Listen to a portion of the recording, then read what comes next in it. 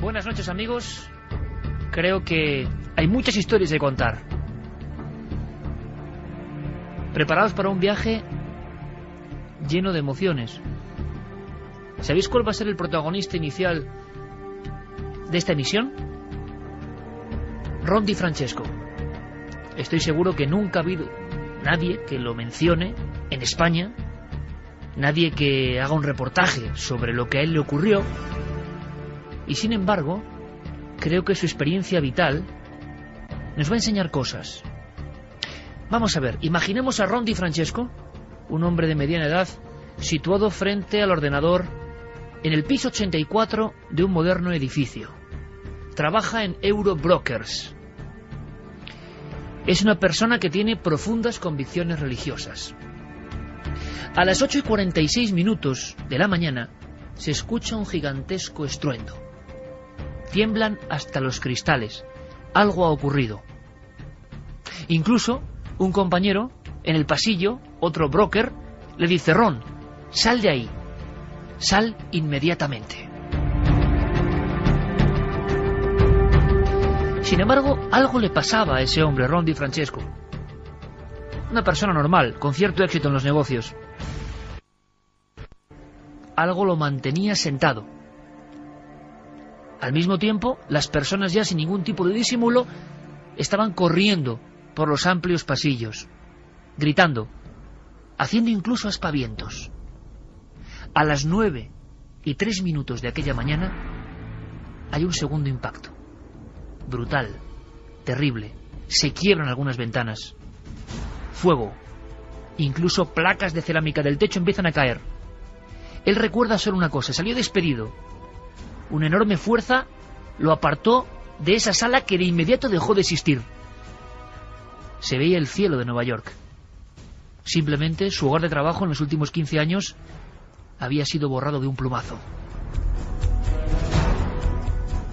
Al parecer, algo ha impactado entre las plantas 77 y 85. Ahí se encontraba el Fuji Bank. Algo tremendo ha tenido que ser. Todo se tambalea. Da la impresión de que el cielo se ha caído sobre las cabezas de aquellos trabajadores. Solo se escuchan gritos. Hay algunas personas tumbadas en el suelo. Algunos sollozan. Hay quien ha adaptado una posición fetal. No hay luz, solo humo. Algunas luces, luciérnagas casi, linternas, se mueven allá abajo. Ron DiFrancesco se ha asomado a lo que era el hueco del ascensor. Desde ahí ve un abismo por donde empieza a subir una lengua de fuego.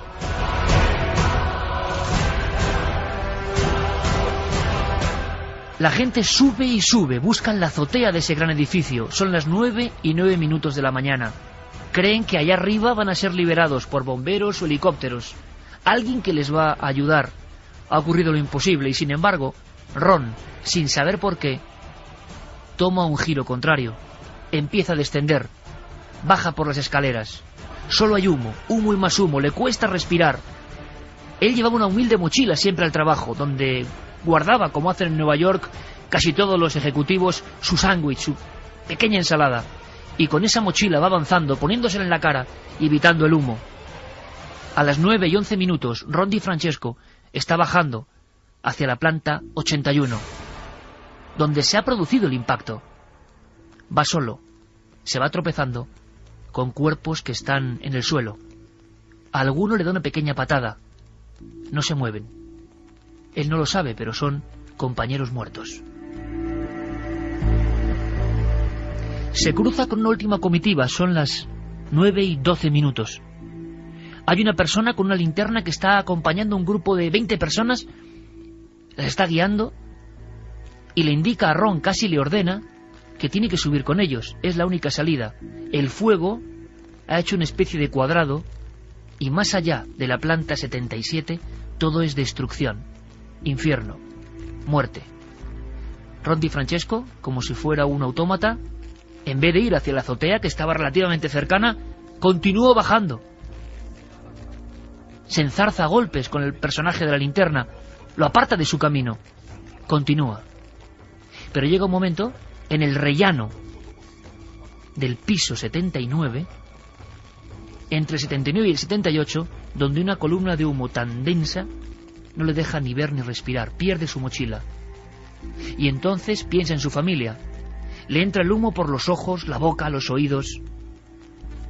Detecta que hay una mujer tumbada en el suelo que también ha debido parecer. Sabe, es consciente de que va a morir.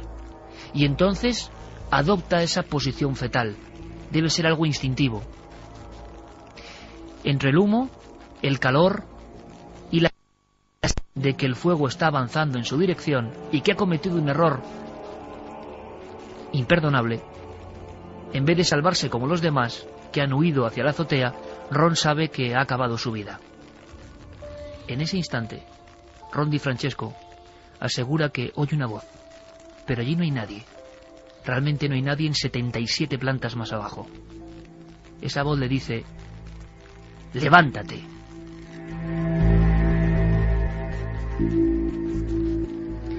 Ron no sabe qué ha escuchado. ¿Es una alucinación? ¿Es la sensación del desahucio total? Abre de nuevo los ojos y distingue un pequeño punto de luz. Pero intuye, luego lo sabrá, que ahí no hay nadie vivo con una linterna. Y de nuevo, algo imperativo, no amable. Una voz y la sensación de que unas manos le cogen del jersey verde que portaba. Le cogen casi de los hombros. Y vuelve a escuchar nítidamente. Entonces Ron Di Francesco empieza a correr detrás de esa luz, como un loco, haciendo caso a lo que no es solo una voz, sino lo que definió en el juicio como una presencia física. Quizá una mujer. Lo llevaba en volandas.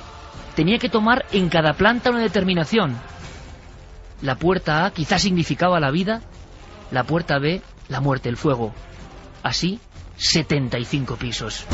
Ron tomó decisiones increíbles que le salvaron la vida. La probabilidad imposible. Cuando llegó al suelo, oyó un rugido. Notó que el humo poco a poco se iba filtrando, que podía respirar. Aquella luz justo desaparecía. Hacia el piso 13 o 14. Había pasado lo peor. Nadie puede entender cómo una sola persona atravesó decenas de pisos en llamas, sin estructura, con los techos caídos. En el piso 13, justo cuando esa luz desaparece, empieza a ver cosas que caen fuera. Son personas, son compañeros.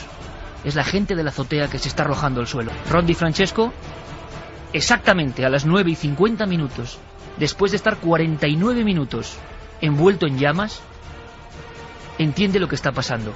Aquella presencia, sea lo que sea, le ha abandonado justo cuando ya está a salvo. Pone el pie en el asfalto. 9 segundos después, se derrumba la segunda torre.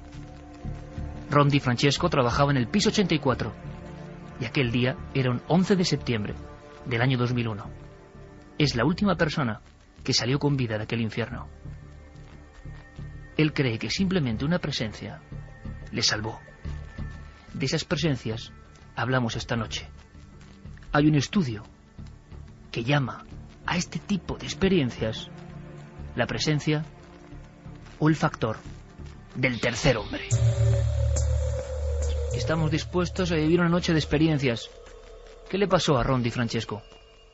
¿Su propio cerebro generó esa ilusión? ¿Hay un momento de angustia definitiva donde el hombre crea una ilusión para salvarse en una situación absolutamente límite? Él fue mucho más honesto, más sencillo. Dijo que era un ángel. Un ángel que le hizo girar en contradirección y ser la única persona de las de aquellas plantas que se salvó. Que descendió sobre todo entre las plantas inferiores 39 a la 31 de la segunda torre gemela, antes del colapso, vivió. Las personas con las que se cruzó en última instancia y que le obligaban, como es lógico, a que formase parte del grupo, todas murieron. Ron no puede olvidar sus caras, a pesar del humo, de los escombros, del fuego. Lo tiene marcado en lo más hondo del alma, pero para él fue un ángel. Muchas noches, aunque no ha vuelto a escucharlo, sigue pensando en por qué a él, por qué esa actitud extraña, incluso en el momento, en aquel instante en el que el Boeing estrellaba su estructura contra la primera torre gemela. Todo tembló. La gente evidentemente estaba viendo y él no quiso ni mirar. La única vez que observó lo que pasaba fuera de esos cristales fue para ver a la gente que se lanzaba al vacío, imágenes que dieron la vuelta al mundo. Hemos visto 1000 veces las escenas, pero no conocíamos la historia de Ron. Simplemente un ángel, que cuando estaba en posición fetal, rellano de la planta 79, le dijo: levántate. Lo curioso es que más de una vez hemos escuchado historias parecidas, aunque hay que decirlo, no tan espectaculares como la de Ron Di Francesco. ¿Dónde ha aparecido esta investigación? Este primer caso, en un libro, en un estudio, en un ensayo de John Geiger, un periodista canadiense de amplísima experiencia en el mundo del alpinismo, la exploración, la aventura, que empezó a compilar sucesos parecidos a este, y se dio cuenta que el lugar o entorno social donde estas presencias vigilantes, este factor extraño que hacía salir de ese límite a algunas personas, era precisamente, por ejemplo, en la alta montaña. Nadie en España lo ha entrevistado, pero aquí tenemos a John Geiger.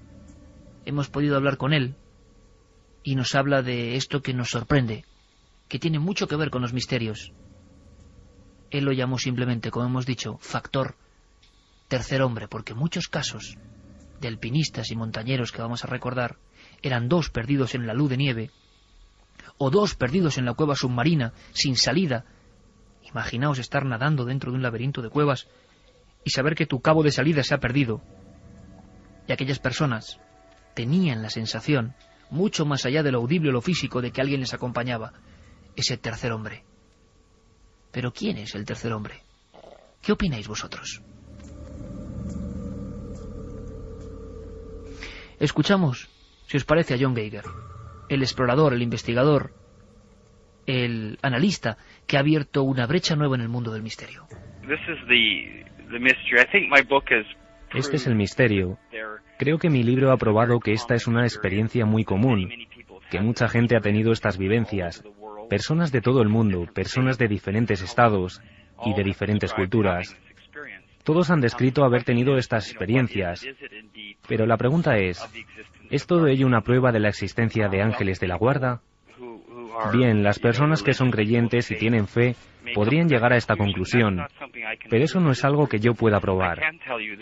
Pero sí te puedo decir que hay estudios neurológicos recientes e interesantes que sugieren que hay una parte de nuestro cerebro que es responsable de crear una sensación de tener a alguien cerca, de una compañía invisible.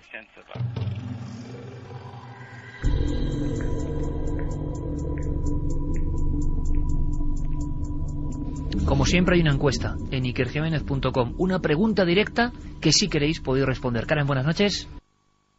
La historia, la de Ron Di Francesco. ¿Qué hemos preguntado? ¿Qué ha puesto Guillermo León en la web? Pues lo que hemos preguntado es, ¿crees que hay entidades que nos protegen? Es muy simple contestar con un sí o con un no. Pero es entidades, nada cerebral, sino entidades ajenas a nosotros. Esas entidades pueden ser muchas cosas, como veremos a lo largo del programa. ¿Dónde pueden votar en esa encuesta? Pues www.ikerjimenez.com. También nuestras vías de contacto de siempre. Recordad que hemos cambiado el SMS, es 27640, palabra clave milenio, espacio vuestros mensajes, milenio3 con número @cadenaser.com, nuestro mail de siempre, y también a través de www.cadenaser.com nos pueden dejar sus mensajes en el acto. John Geiger, al que hemos entrevistado y que nos contaba cómo, sí, la ciencia en muchas ocasiones ha determinado, y esto ha sido relativamente reciente, que con ciertos experimentos sobre el cerebro humano podemos tener la sensación de estar acompañados, aunque no haya nadie. Se habló mucho de esto y luego se olvidó.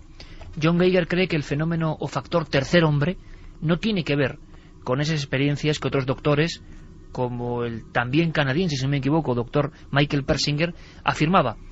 Estimulando el lóbulo temporal, resulta que teníamos 2 sensaciones. Una, abandonar nuestro propio cuerpo, emitiendo electricidad en esa zona, y otra, de que, por ejemplo, en una habitación cerrada había alguien más, alguien que no es físico. Pero Geiger cree que este fenómeno, en el que lleva indagando una década, es completamente nuevo y distinto. Pero sin embargo esto es realmente provocado en el laboratorio. De nuevo tenemos que preguntarnos por cómo puede ocurrir esto fuera de una clínica, sin un estímulo eléctrico, sin una intervención médica. En una situación clínica, los neurólogos e investigadores han sido capaces de inducir esta sensación, pero las personas que lo han experimentado no sintieron que fuera una compañía amistosa. La mayor parte de ellos decían que era simplemente una sensación desagradable, a pesar de que había alguien allí. No sintieron que fuera un amigo, que fuera un compañero, que fuera alguien que les ayudara o darles fuerzas. Y esto es lo que es muy diferente. Cuando la gente lo experimenta en situaciones de supervivencia, ellos creen firmemente en que este ser ha intervenido para ayudarles, guiarles y salvarles la vida. Realmente, por lo normal, no ven nada.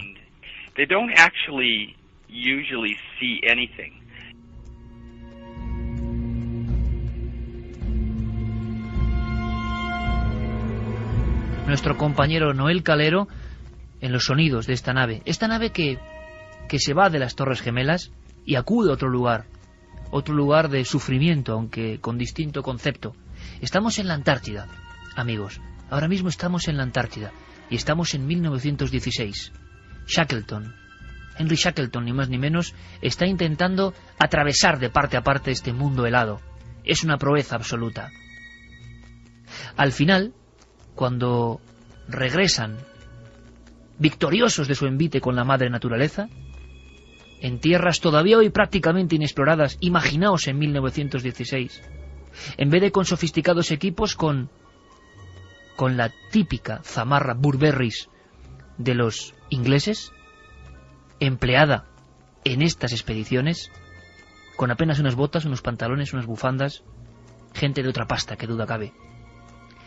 Consiguieron su objetivo, atravesar ese mundo blanco y helado. Sin embargo, algo extrañó a la prensa. El Sir, ni más ni menos Shackleton, toda una autoridad, aseguró que habían estado acompañados. En ciertos momentos, cuando todo parecía perdido, cuando prácticamente no podían moverse, cuando el fantasma de la congelación iba subiendo por sus venas, creyeron que había un tercer hombre. Y lo declararon. Y no era algo metafórico. Hemos sido ayudados por una fuerza, no. Hablaban de un hombre, o de una mujer. De alguien que, como le pasó a Ron Di Francesco, en el momento clave les dijo, levántate. Y les guió.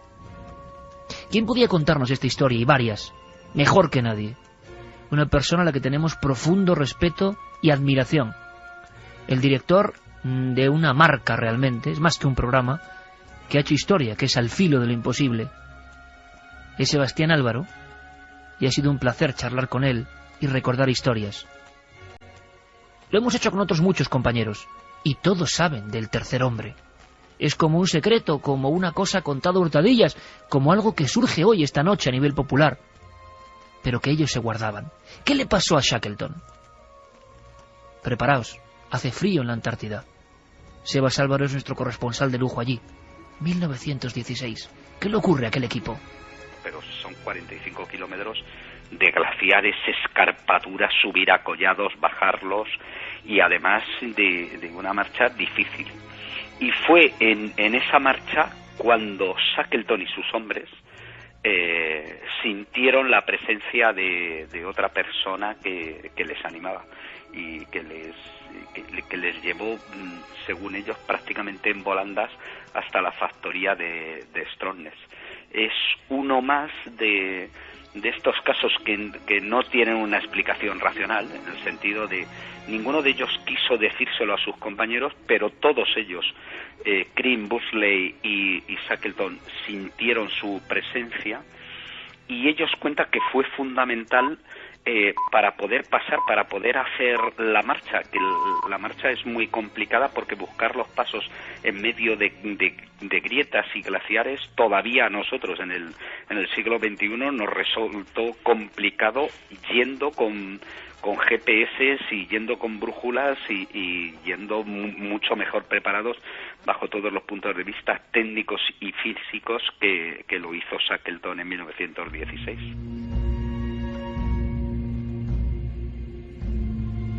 lanzábamos esa pregunta. ¿Creéis que existen entidades protectoras que nos protegen, que velan por nosotros? Por fortuna no todos los misterios tienen que ser macabros o truculentos, o tienen que ver con la muerte, o nos salvan de ella. En este caso, esa sensación, alguien que nos ayuda en el último instante. La gente lo describe igual. ¿Qué sensación? Ese equipo que hizo historia y que no se lo contaron entre ellos en ningún momento, y solamente al llegar a la meta, vamos a decirlo así, a buen puerto, plena Primera Guerra Mundial, aseguran que cada uno de ellos por separado ha sentido ese factor del tercer hombre. Santiago Camacho, buenas noches. Buenas noches, sí que. Tenemos aquí, yo creo, un material, no es que sea novedoso, porque todos los que amamos el misterio hemos ido tocando casos, historias, pero por vez primera argumentado, por vez primera convertido en auténtico análisis, y yo creo que esta noche va a ser una de esas noches en la que vamos a comprobar cómo la gente ha vivido esto. No es una anécdota, no es un caso absolutamente individual, no es algo excepcional. Le ha pasado a mucha gente, quizá tanta gente como los que han visto otras experiencias más aterradoras, ¿no?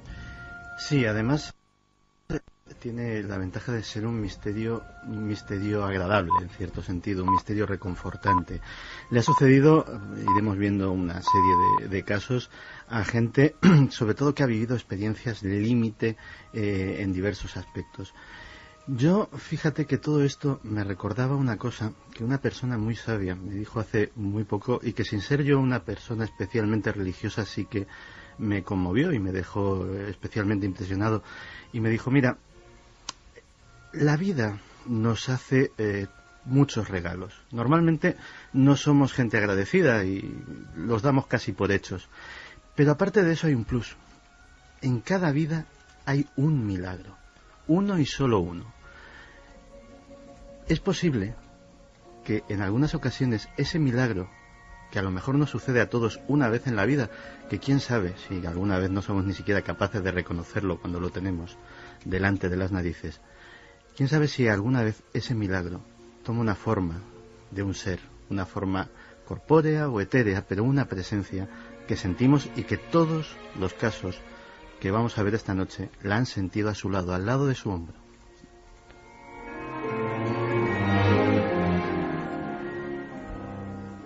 Juan G. Vallejo, buenas noches. Buenas noches, Iker.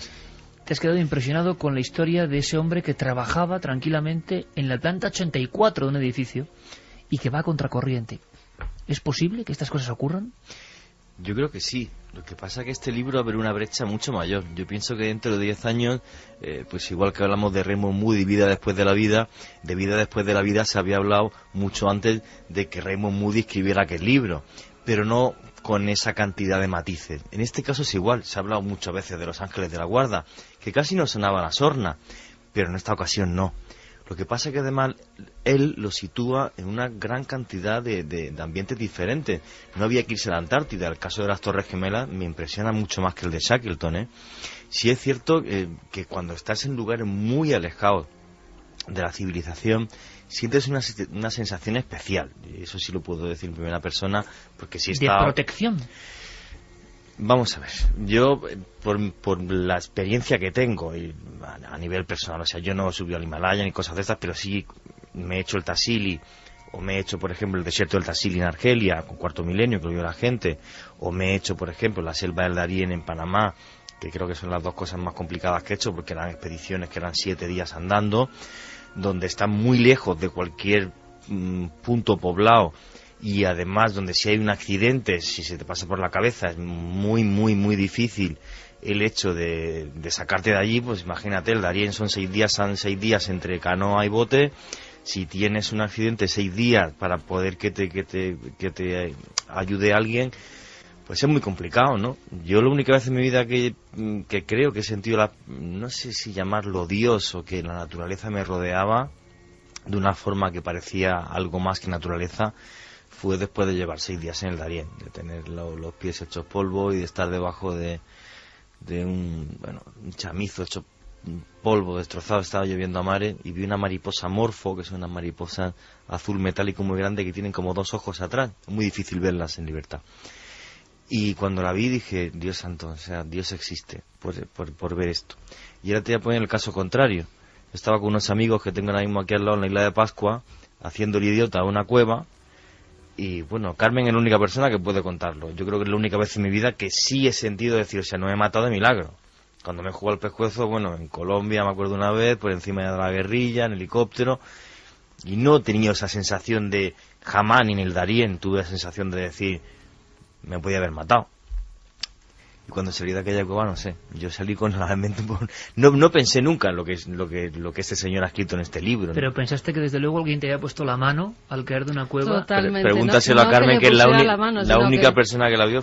Sino que le empujara, porque es que la columna de Juanjo iba a caer sobre un pico de rocas, y en ese momento es como si algo lo empuja y lo libra de que se rompa la espalda en ese mismo momento. Yo verdaderamente creía que por lo menos se habría dañado alguna vértebra, porque la caída fue brutal, desde muchos metros, muy mala caída. Fatal. Por luego las heridas que tuvo, los moratones. Sí, la y verdaderamente sí que parece que alguien te empujó para decirte que ese no era tu momento. Y aquí podríamos decir, bueno, puede encajar en ese tipo de experiencias. ¿Es la suerte?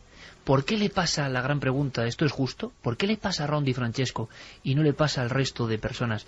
¿Cómo Ron pudo, en cada bajada, os imagináis, ¿verdad?, del edificio, tener que decidir entre dos posibilidades, ¿no? ¿Subo o bajo? Y siempre acertaba.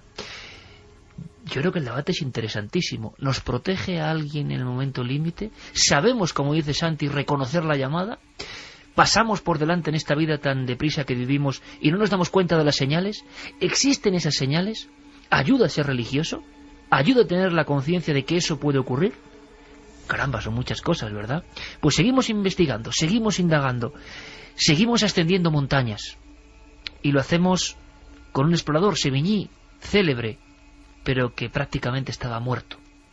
Estaba muerto hasta que pasó algo. Hay un alpinista, James Sevigny, que fue atrapado por una avalancha en las montañas rocosas de Canadá. Era un montañero americano y le acompañaba un amigo que murió. James tenía la espalda rota, tenía sus dos brazos rotos, su cara estaba totalmente llena de rasguños.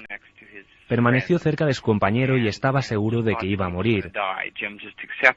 Y de repente sintió una presencia muy poderosa. No vio a nadie, pero sintió que había alguien cerca y sintió que era una mujer. Por lo que James recibió mensajes de ánimo. Por ejemplo, la presencia, en este caso bajo la forma de una tercera mujer, le dijo que siguiera el rastro de la sangre que caía de su nariz, como si fuera una flecha, y de esta manera no andaría en círculos.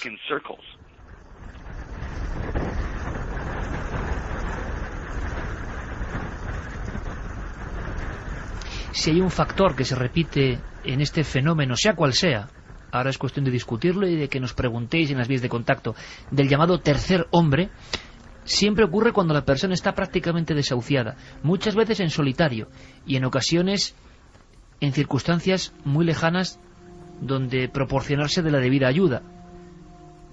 Planicies de nieve, grietas, selvas perdidas. Se han dado casos incluso del tercer hombre, de esta sensación, en otro tipo de exploradores, incluso astronautas. Pero sin duda alguna el 80% son alpinistas. Personas que están acostumbradas a estar en ese débil umbral entre la vida y la muerte. ¿Cómo se puede estar debajo de una luz? O con el cuerpo roto completamente, enganchado a un cordel donde sabes que hay un compañero que acaba de morir. John Sevigny declaró esto. Me di cuenta de que me había roto muchos huesos de mi cuerpo, de que tenía heridas internas, tenía hipotermia, por lo que simplemente decidí quedarme en el suelo. La muerte estaba cerca. Pero en un momento empecé a sentir un calor confortable. Había principalmente una voz sobre mi hombro derecho que me decía, no, tienes que intentarlo, no puedes morir. Y desde ese momento, durante el resto del día, esta voz me dio simplemente instrucciones. Era una presencia, la podía sentir sobre mi hombro derecho, pero nunca hubo imágenes.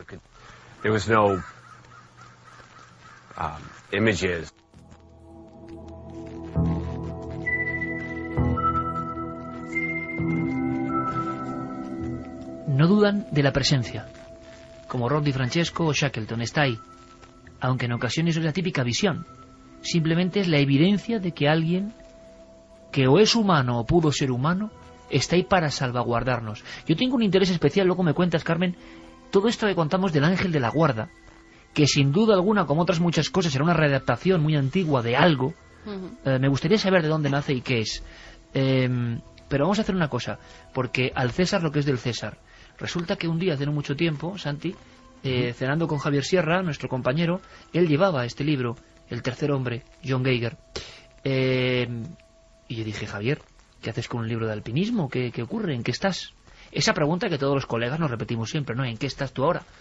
Y me dijo, mira, El tercer hombre. Así que es Javier, el culpable también de esta investigación, y nos contaba algo sorprendente. ¿Qué tienen en común todos estos casos de tantas épocas diferentes? Y como decía muy bien Juan G. Vallejo, en tantas ubicaciones tan diferentes. ¿Qué tiene que ver las Torres Gemelas con la estepa de la Antártida? Bueno, esto contaba Javier.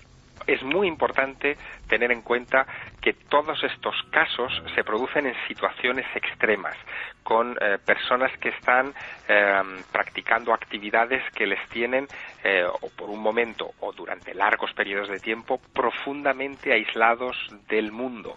La sensación de soledad, de monotonía, parece que es uno de los factores desencadenantes de esta clase de vivencias. Incluso los expertos hablan de otro fenómeno que es el fenómeno del tercer cuarto. Y lo que significa esto es que tanto si la expedición en la que uno está embarcado o el fenómeno atmosférico en el que uno se ve atrapado dura una hora, un día, 10 días o un año, en el tercer cuarto de ese periodo de tiempo, es decir, en las 3/4 partes del tiempo transcurrido en el que uno está en esa expedición, por alguna razón inexplicable, se producen este tipo de accesos extraños, de visiones extrañas, de sentirse acompañado o tutelado o incluso forzado a tomar una decisión que será determinante en la supervivencia de esas personas. Hoy tenemos 3 horas intensas, os lo aseguro. Gracias por estar una vez más y después de 9 temporadas con nosotros, en estas noches de frío. Noel Calero nos trae aquí el frío, un frío gélido, un frío de las montañas más altas de la Tierra, las que ahora vamos a intentar ascender. Pero, fijaos, la sensación de tocar algo nuevo, una materia nueva o no ordenada hasta ahora, pero tampoco es tan lejano. ¿Quién no le ha pasado estando en casa cuando era estudiante o girarte rápidamente y notar que había alguien a tu lado o detrás de ti? Y uno puede decir, bueno, hay 2 posibilidades. O hay alguien a tu lado detrás de ti, fenómeno natural. O si no hay nadie, hay una cosa por explicar, trascendental. Y posiblemente ese estudiante que está poniendo su cerebro en una situación límite, incluso a veces ingiriendo cafeína o cualquier cosa para estudiar, ¿está en un estado alterado de conciencia? Es que luego quiero preguntárselo a nuestros amigos. ¿El cerebro está en una acción diferente al ritmo o velocidad de crucero normal? ¿Y por eso pasan estas cosas? ¿Que pasen en esas circunstancias lo hace menos misterioso? ¿Por qué las definiciones de estos personajes son siempre las mismas? ¿Os acordáis de las damas protectoras? De esas niñas perdidas en el monte. Arroyo Sujaya le encontramos a la protagonista. En Rojales, en tantos sitios, muertas en la nieve en las serranías de España, y que cuando las encuentran solo recuerdan que una especie de mujer las ha custodiado. ¿No estamos ante el mismo fenómeno? Pero por favor, subamos a la montaña antes de debatir y de escucharos. Hay mitos en la historia del alpinismo que fueron más allá. Pusieron su cerebro al límite, y en ese límite vieron cosas difíciles de explicar y que marcaron su vida. Es el caso de Hermann Bull, el alemán. Ascendía a la montaña de la muerte, que no es el Everest precisamente, es el Nanga Parbat. Y le ocurrieron cosas. Sebas Álvaro nos lo cuenta. El caso de Hermann Bull en el Nanga Parbat es un poco diferente, en el sentido de, primero, Hermann Bull fue el primer hombre en subir el Nanga Parbat, que por entonces era el gran mito del alpinismo. En 1953 el Nanga Parbat era la montaña de 8.000 metros que más víctimas había cobrado y sobre todo en los años anteriores a la Segunda Guerra Mundial se habían producido allí pues del orden de 26 muertos o más por intentar escalar la montaña. Así que Hermann Bull en 1953 va a llevar a cabo una auténtica proeza, va a ascender en solitario, solo la última parte del Nanga, porque del último campamento salen dos, pero su compañero enseguida se da la vuelta y se queda Hermann Bull en solitario. Y lo que sí que sabemos es que Hermann Bull va a tomar un producto, una anfetamina, que ha sido probada por los pilotos alemanes en la Segunda Guerra Mundial. Es un alcaloide, se llamaba pervitina. Utilizó el producto al menos 2 veces, por lo que cuenta en su relato.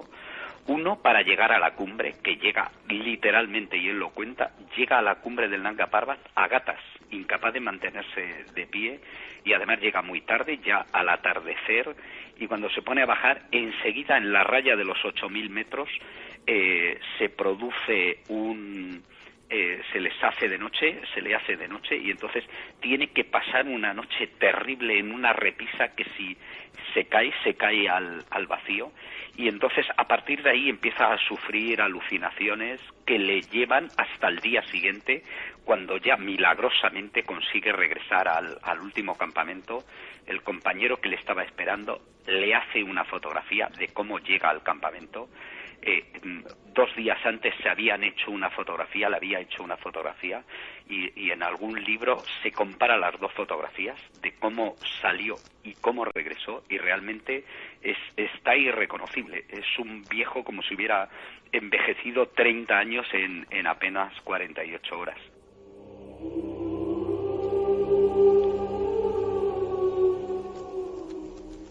El tiempo es relativo.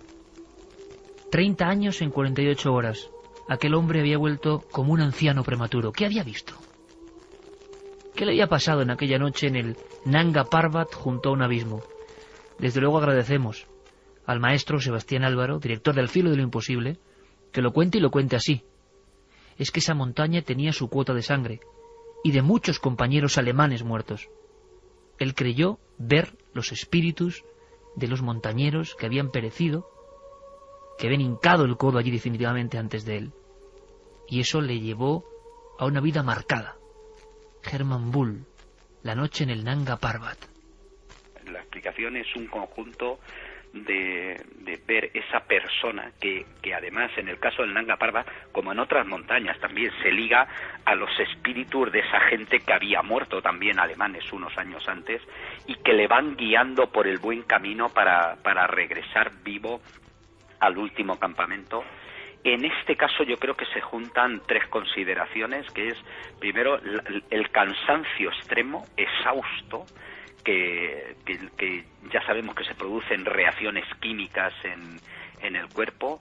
Por otro lado, la ingesta de productos como la pervitina, y todo ello además en unas condiciones de altitud, es decir, rondando los 8.000 metros, de 7 a 8.125 metros, que es la altitud del Nanga Parbat, que hace que además se produzcan efectos en la sangre por la concentración de sangre, también la concentración de glóbulos rojos, hace que pueda darse más fácilmente fenómenos de este tipo. Esta noche dossier especial, el tercer hombre, mucho que debatir. En vías de contacto, Carmen, la repetimos y sondeamos un poco lo que pregunta la gente. 27640, palabra clave Milenio, espacio y vuestros mensajes, si nos escribís a través del teléfono móvil, a través del SMS, milenio3 con número @cadenaser.com, y también www.cadenaser.com. Si queréis votar en la encuesta, ikerjiménez.com. Los datos, ¿cómo van? ¿Crees que hay entidades que nos protegen? Sí, 73,5%, no 26,5%. La gente lo tiene claro, ¿eh? Sí que hay entidades que nos protegen. Vamos con algunos de los mensajes que nos han llegado. Pinky nos decía: buenas noches, me interesa mucho este tema. No sé si habréis oído sobre los llamadores de ángeles. Es un colgante con una bolita que hace un ruido especial y ese ruido atrae a tu ángel de la guarda. Habrá que averiguar qué es el ángel de la guarda y de dónde viene. Sí, además sí que habíamos oído esos llamadores de ángeles, incluso alguno tenemos. Nos dice Anesa desde Las Palmas: no lo creo, sé que existen esas entidades que nos sobreguardan. Gracias a una de ellas está mi marido vivo. Despertó segundos antes de caer por un barranco mientras conducía. Se quedó dormido. Besos. Yo creo en San Miguel Arcángel. Cuando de la nada siento miedo y escalofríos, le pido que me mande a sus ángeles y me proteja. Y pocos minutos después, todo el extraño miedo y frío se han ido, nos dice César. Estaremos de acuerdo en que la religión o la creencia de la persona guarda un papel importante y luego veremos cómo ha, no voy a decir deformado, pero sí puesto cara a estas cosas que pasan, cuidado, quizá mucho antes de la religión. Pedro nos decía que es transportista y en cierta ocasión, circulando por Montpellier, se durmió y notó que le tocaban el hombro y que le decían al oído, despierta. Muchos casos de este tipo, de personas que se iban a matar en el coche y que despiertan en el último instante. Jesús nos dice, no solo son entidades, son personas que han estado con nosotros, que nos han querido, nos han visto crecer en vida y siguen acompañándonos, viéndonos evolucionar siempre. Osari dice que yo sé que mi abuelo es mi ángel de la guarda, él me lo dijo que sería y yo siento su presencia cuando tengo miedo. Tuve una experiencia extracorpórea, vivo en Madrid y él en otra provincia de España. Hola Iker y Carmen, en primer lugar plasmar mi admiración por ser seguidor vuestro. Es cierto que cuando vas por la naturaleza solo notas y puedes saber que en algunas ocasiones estás acompañado. También nos dicen que puede que sea la fuerza interior de uno mismo en un momento de supervivencia. Interesante, ya que abrimos un debate porque hay un montón de mensajes y gracias por la colaboración, tenemos que aprender algo más. Juan G. Santi, Carmen, líneas abiertas entre nosotros ahora, porque hay dos opciones muy claras, ¿no? Es el propio ser humano y su fe en su sobrevivir, esa especie de energía de reserva la que salta y conforma esto, o hay otras cosas exógenas a la que la religión siempre ha intentado ceñir con nombres y apellidos, dibujos, cuadros, pero que no comprendemos y que están ahí. Y la pregunta que os lanzo, ¿y por qué solo algunos?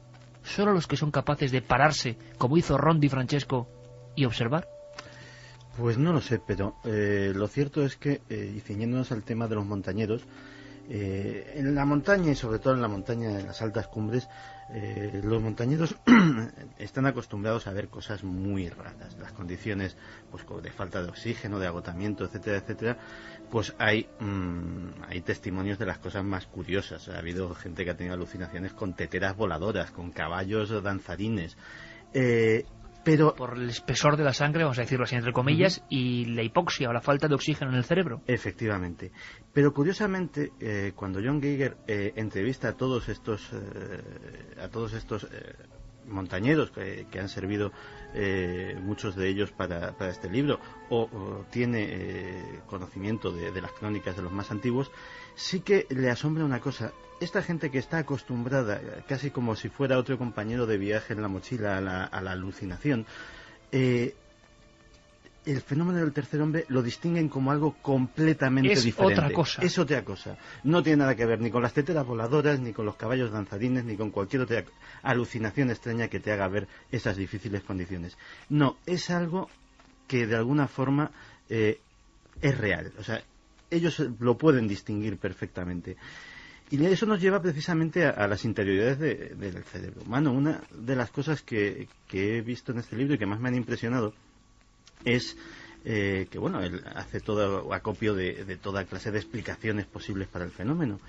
Y una cosa que desconocía y que la verdad es que me ha impresionado es que uno de los últimos avances en psicología infantil dice que los famosos amigos imaginarios de los niños, de 3 a 6 años sobre todo, claro, hasta ahora se pensaba que eran que los niños hacían como que tenían un amigo y que realmente la última tendencia o el último criterio entre los psicólogos es que no es que hagan como que tienen un amigo, es que lo ven realmente, lo ven y lo escuchan con tal detalle que son capaces de imitar su voz hasta la mínima inflexión, lo cual nos abre un camino apasionante de qué cosas todavía desconocemos de nuestro cerebro, ¿no?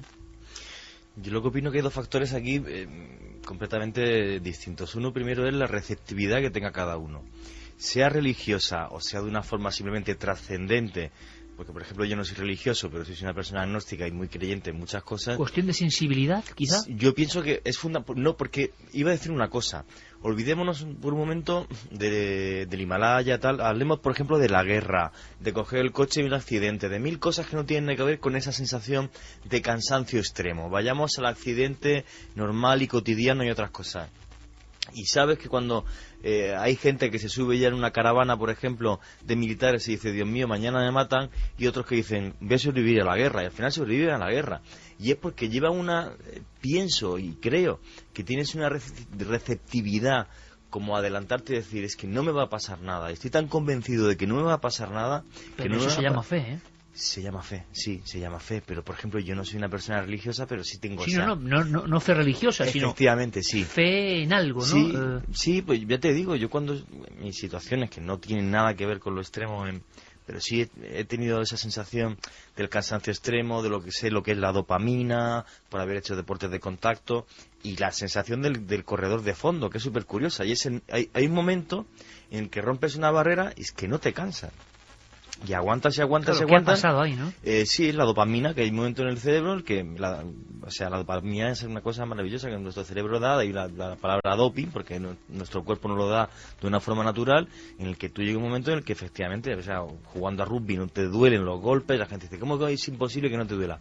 Que no duele, pero nada, en absoluto. Es como si el cuerpo estuviera utilizando una serie de elementos físicos para protegerte, en ese caso. Claro, pero ahí estamos hablando de algo pura y duramente químico, y lo que yo hablo no. Es de la persona que va a la guerra y tiene esa fe, como tú dices, pero luego hay otra cosa fundamental también, pienso, además de la fe, los lugares, o sea, las circunstancias.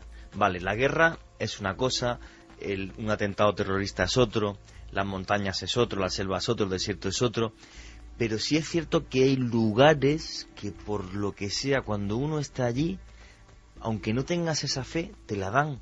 Por ejemplo, ¿por qué para el judaísmo, el cristianismo y el islam las tres grandes revelaciones se hacen en montaña? El Sinaí para los judíos, es el monte Gira para los musulmanes y el monte Hermón para los cristianos. Es curioso, porque los tres en montaña. Porque en toda América las montañas son Apu, monte sagrado. Efectivamente, o sea, ¿por qué en la montaña? O sea, esos son los dos factores, ese de fe y otro de esa fe que puede a la guerra, a los accidentes y a todo, y otro de que realmente hay lugares que no sé por qué parece que están tocados por la mano de algo que yo no comprendo y que otra gente llama Dios. Hay que contar más casos esta noche, porque hay muchísimos. Yo estoy recordando uno que contamos en Cuarto Milenio.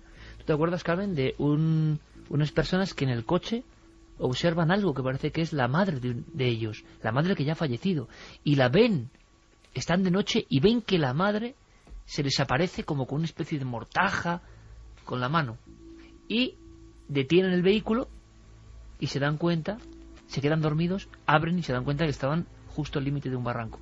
Oye, a la vuelta teníamos que saber, Carmen, ¿qué se sabe, aunque sean titulares para luego seguir, de esa figura que la religión cristiana, digamos, ha modificado o ha generado con todas estas experiencias?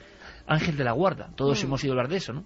Pues todos lo definen como una entidad protectora, una entidad que además nos va guiando en el camino y que nos protege cuando lo necesitamos. Dicen en muchos pasajes bíblicos que cada uno tenemos una figura, un ángel de la guarda, que siempre está junto a nosotros. Incluso Platón ya mencionaba a esos ángeles de la guarda. También en el Islam hay esos ángeles o entidades protectoras. Allí los llaman dos ángeles que residen en ambos hombros. Dicen que cada uno está en un hombro. En el zoroastrismo también se dice que cada persona es acompañada por un ángel de la guarda que actúa como guía durante toda su vida. Pero vamos, en el cristianismo desde el siglo V más o menos, desde el año 400, es cuando se empieza a hablar verdaderamente de esta figura. Bueno, pues seguimos ahondando entre el cerebro, la ciencia y estas presencias. El tercer hombre, continuamos. The people who were religious. La gente que era religiosa en el momento de su experiencia, en otras palabras, las personas que ya tenían fe, creencias espirituales firmes, creen que fue una experiencia religiosa. Por ejemplo, la maravillosa e increíble historia de Lynn Robertson y su familia. Ella sintió una presencia aquella noche, ayudándoles y animándoles, y decía que era Jesucristo. Y Ron DiFrancesco, que dice ser católico romano, cree que el tercer hombre era un ángel de la guarda. Por lo que las personas que ya tenían fe, obviamente interpretan lo que ocurre como una experiencia religiosa, Pero la gente que son escépticos, que no creen, ellos lo explican de forma diferente, como Reinhold Messner, uno de los míticos alpinistas.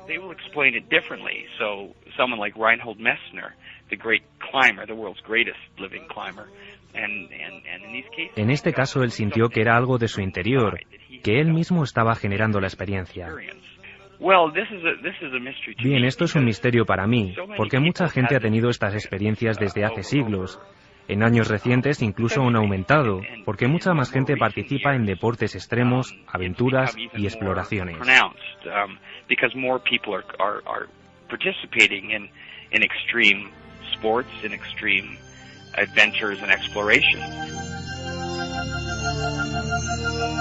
Exploramos este mundo nuevo, esta especie de grieta que se abre a partir de esta noche en el mundo de los misterios. Aunque en España se ha titulado como El Tercer Hombre, y sorteamos además 3 ejemplares de ese magnífico ensayo, digno de tener muy en cuenta. En la edición original en Canadá se llamaba El Factor Tercer Hombre, que significa simplemente que en el momento extremo aparece algo. Claro, por lógica, cuando ha habido una tertulia intensa como siempre en el tiempo del informativo entre los miembros de este equipo, yo lanzaba una pregunta. ¿Alguna vez nos ha ocurrido a todos eso de salvarnos por los pelos? Salvarnos de algo muy grave que nos iba a ocurrir, como si alguien dijese que todavía no es tu momento. Pero también ocurre en ocasiones que hay personas que sin merecerlo, desde luego, ocurre todo lo contrario. Esa persona que nunca va en tren y esa mañana, por una decisión en un momento espontáneo, decide montarse en ese vagón y, por ejemplo, ese vagón salta en 1000 pedazos por el estallido de una bomba. ¿Habría que pensar, por tanto, en entidades que provocan todo lo contrario? Si creemos en seres protectores, hay que imaginar cuando hay mala suerte, cuando hay desgracia injusta, cuando, hace poco lo decíamos, ese individuo va caminando por la selva tranquilamente de un pueblo a otro y casi nota que una daga de unos criminales le ha cortado la cabeza y sigue andando prácticamente decapitado. ¿Por qué ese hombre tenía que estar ahí, en ese momento? Si hay gente que nos protege, ¿qué pasa cuando ocurren estas cosas?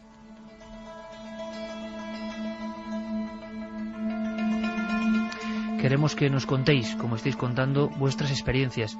Es una de esas noches en las que de repente las vías de contacto, el 27640, la página web de la cadena SER, la encuesta en ikerjimenez.com, en sacos sin fondos, donde llegan miles de experiencias, cientos de mensajes que hablan de cosas que les ocurrieron, con nombres y apellidos, que os ocurrieron. Y esto debe ser estudiado, debe ser puesto bajo luz y taquígrafos. Hay casos sorprendentes. Ahora, si os parece, descendemos a las profundidades. No solo en las alturas del mundo han ocurrido estas cosas, no solo la falta de oxígeno por la altura, sino cuando descendemos allá abajo. Cuando el sonido de la descompresión de un buzo o de unas bombonas de oxígeno fallan o uno se pierde. Hay una historia terrible que yo siempre recuerdo. Una de las cuevas prehistóricas con dibujos más raros es la de Gargás y la de Cosquer. En la cueva Cosquer había una circunstancia, estaba sumergida.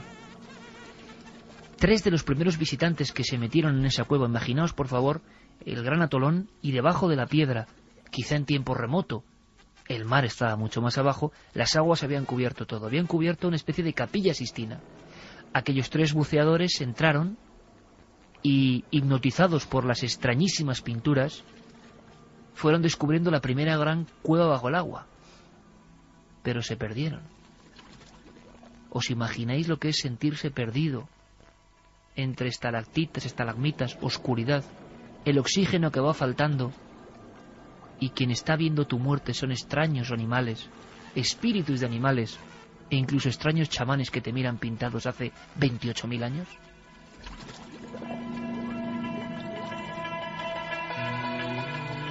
Sin duda la experiencia de sentirse desamparado bajo el agua tiene que ser de las más terribles. Hay un caso que recoge Geiger que es sorprendente, Carmen. Pues sí, es el caso de Stephanie Swave. Era agosto de 1997, de 1997, perdón. Stephanie es buceadora profesional, iba a realizar una inmersión para recoger una serie de sedimentos. Se sumerge en una cueva del Mermaid Lair, en el lado sur de Gran Bahama. Tenía que llegar hasta el fondo de la cueva, eran 300 metros, y tenía que adentrarse 30 metros de profundidad. Es geobióloga. Iba a recoger esas muestras porque se las había encargado otro científico. Estudiaba el polvo del desierto del Sáhara, que el viento había transportado a través del Océano Atlántico hasta el fondo de esa cueva submarina. Había comenzado esta chica a tomar clases de buceo cuando todavía estaba estudiando geología en la universidad. Enseguida se convirtió en una pasión para ella el sumergirse en las aguas, y un año después de esa primera clase ella ya estaba buceando en cuevas. Pero cae en sus manos un libro que se llama Blue Holes of Bahamas. El autor era un experimentado buceador, Robert Palmer, que poco tiempo después conocía a Stephanie. Bucean juntos en una cueva en la isla de Andros y en ese momento se enamoran y ya viven toda su vida juntos. En esta ocasión la inmersión la tenía que hacer ella sola. ¿Por qué? Porque su marido había muerto unos meses antes mientras buceaba en el Mar Rojo. Además, nunca encontraron su cuerpo. Cuando llega al final de la cueva, Stephanie empieza a recoger las muestras, tarda una media hora más o menos, y cuando ya de repente empieza a recoger sus herramientas, se da la vuelta y se da cuenta de que le falta el cabo de guía. El cabo de guía es una cuerda que todos los submarinistas profesionales van llevando porque son cuevas que no son rectas, sino que tienen muchos entrantes y salientes, tienen muchos subtúneles, y para no perderse, para encontrar el camino, pues luego tienen que coger ese cabo de guía y ir hasta la superficie. Bueno, pues en un momento dado se da cuenta de que lo ha perdido ese cabo y que no va a poder salir. Tan solo le quedan 20 minutos de oxígeno y piensa que ha llegado su hora. Te voy a leer, si quieres, incluso sus palabras, Iker.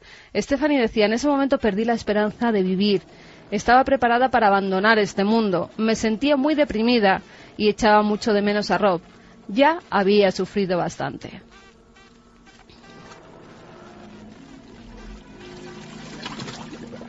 Stephanie tira la toalla y, como suele suceder en todos los casos del tercer hombre, hay un momento en el que siente que no está sola, que en esa cueva bajo el agua a 30 metros hay alguien más con ella.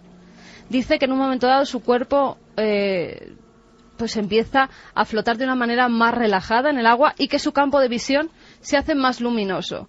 Y oye una voz que es la de su marido fallecido y que le dice: basta, Steffi, cálmate. Recuerda, puedes pensar que puedes o que no puedes, y cualquiera de las opciones es correcta. ¿Te acuerdas? Ella en ese momento identifica que es su marido, que es Rob, se sienta en una de las rocas de la cueva, se tranquiliza y entonces ve el cabo de guía, esa cuerda que la iba a salvar, flotando, y como de forma luminosa que era blanca, flotando al lado de ella.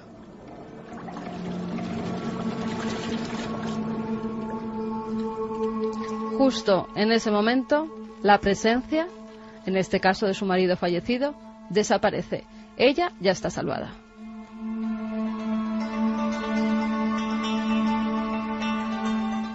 Casos impresionantes es poco, con personas que han sobrevivido y lo han contado a este investigador.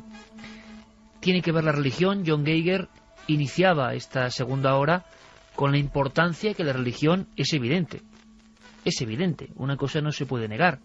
Quien tiene creencias religiosas y está en un trance de muerte, quien las tiene de verdad, desde luego tiene que sentir un alivio muy diferente del ultraescéptico materialista. Porque para el ultraescéptico materialista, equivocado o no, que yo no lo sé, no existe nada, y la propia nada es un poco angustiosa. Para la persona que tiene esas creencias, existe algo, y algo que no es malo. Por lo tanto, hay ahí un factor diferenciador. Lo curioso, no me digáis que no, es cuando, por ejemplo, los protagonistas son niños. Antes Santi nos ponía los pelos de punta con esa descripción. Niños que cuando hablan de esas presencias incluso imitan su voz. Mucha imaginación.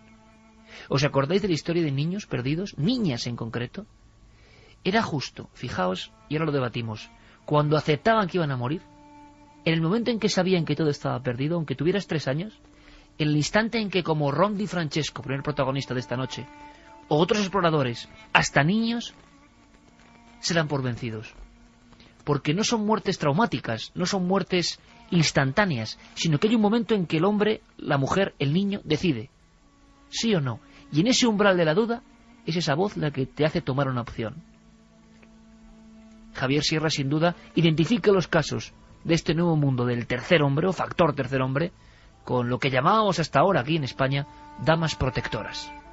La verdad es que leyendo el informe de John Geiger, esas historias de damas protectoras que aparecen citadas en muchos rincones de la geografía española, desde luego en cotas muy inferiores a los 5.000 metros de altura, pero cuyos protagonistas eran niñas muy jóvenes, niñas de apenas 3, 4, 5 años de edad, que de repente cuando estaban frío o de inanición sentían una presencia amistosa, femenina, maternal, que las protegía y que las cuidaba hasta justo el instante en el que eran rescatadas, pues recuerda muchísimo estos casos del tercer hombre.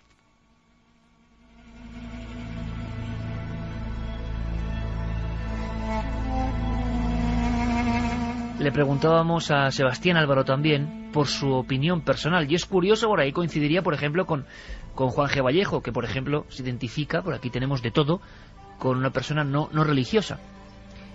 Él, más que no religioso, es escéptico en cuanto a la posibilidad de que haya espíritus. Sin embargo, no duda de los testimonios de sus compañeros. El fenómeno existe. Ahora, parte de nosotros, como decía Messner, digo yo, bueno, si parte de nosotros, no deja de ser un misterio. Entonces hay facultades ocultas que no nos enseñan a manejar y que se revelan, que nos dan un plus, que nos dan, si esto fuera una máquina, un videojuego, una vida más, una vida extra. ¿Qué es para Sebastián Álvaro, director del Filo de lo Imposible, el tercer hombre? Probablemente sea un apartado de nuestra mente a la que, o de nuestro subconsciente, a la que solamente accedemos en condiciones extremas, son en condiciones de supervivencia extremas, y que se crea o no se crea en estas cosas. Yo lógicamente soy más racional, soy más escéptico, pero en definitiva, se crea o no se crea, nos ayuda a sobrevivir. Encontramos una persona que es una especie de bastón que necesitamos.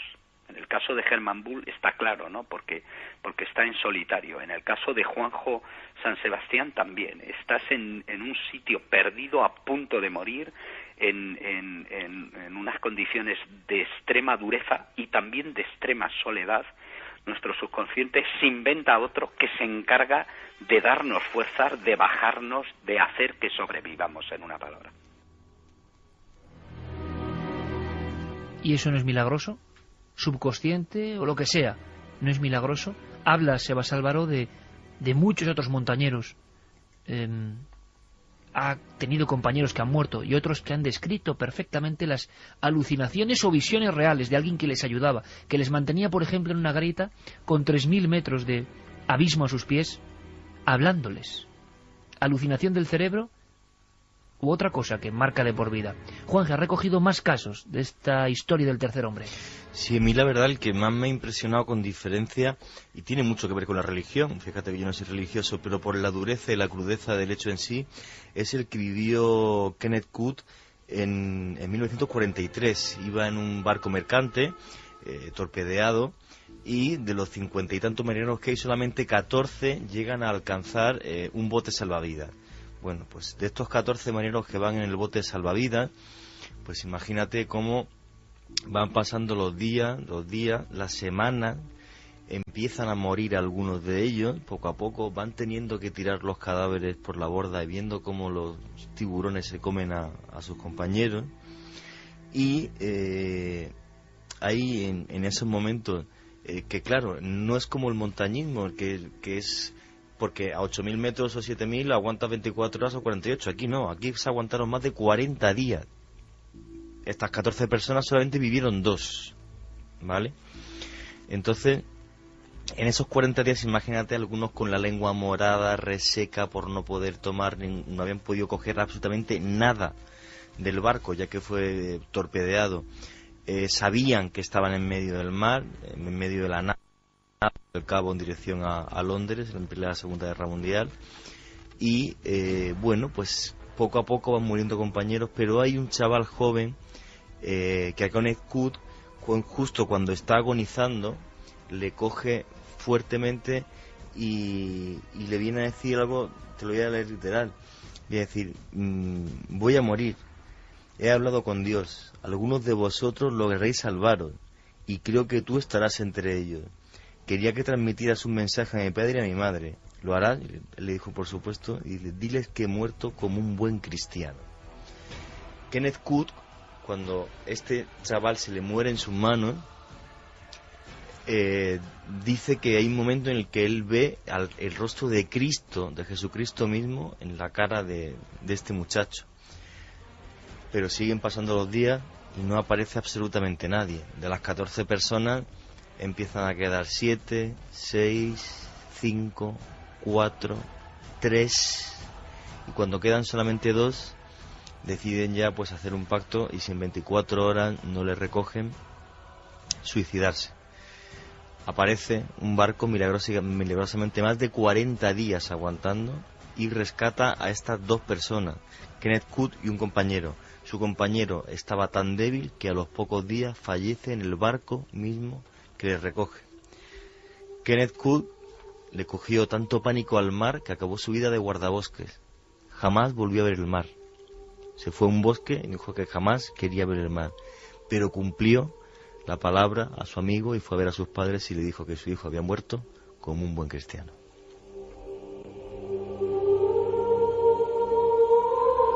Historias al límite, antes de que Santi nos cuente las últimas, porque lo interesante de esto es que están llegando casos nuevos.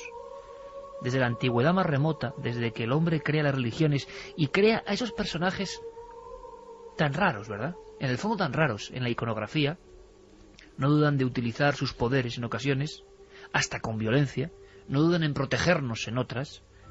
Los ángeles, los enviados, pueden ser ángeles de la guarda, o puede ser el ángel que toca la corneta para anunciar el apocalipsis.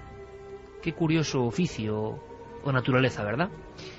Antes de que Santi nos cuente esos casos de ultimísima hora, Carmen, hay uno de una aviadora que también es absolutamente increíble, pero son supervivientes, nombres, apellidos y declaraciones, muchas de ellas como la de Ron Di Francesco en las Torres Gemelas, ante el juzgado, ante el juicio del siglo por los sucesos del 11S. Se llamaba Edith Fold, fue una de las primeras mujeres aviadoras junto a Amelia Earhart. Fold obtiene la licencia de piloto en 1928 y enseguida comienza a trabajar haciendo espectáculos de piruetas aéreas. También empieza a participar en competiciones, sobre todo femeninas, que en la época estaban pues muy de moda. En una de ellas, en 1932, Edith pierde el rumbo. Observa que le queda poco combustible y lo único que ve es una vía férrea. Ella, ante el temor de estrellarse, de quedarse sin combustible, decide aterrizar en esa vía, pero justo en el momento en el que está descendiendo, una voz dentro de la cabina de su avión le grita: «No, no, Eddie, no lo hagas». Ella se queda pálida porque inmediatamente conoce de quién es esa voz. Y esa voz pertenecía además a una compañera de colegio, una chica que había fallecido en un accidente de tráfico cuando era adolescente, pero en ese mismo momento se la representa junto a ella en la cabina. La llamaba la copiloto fantasma.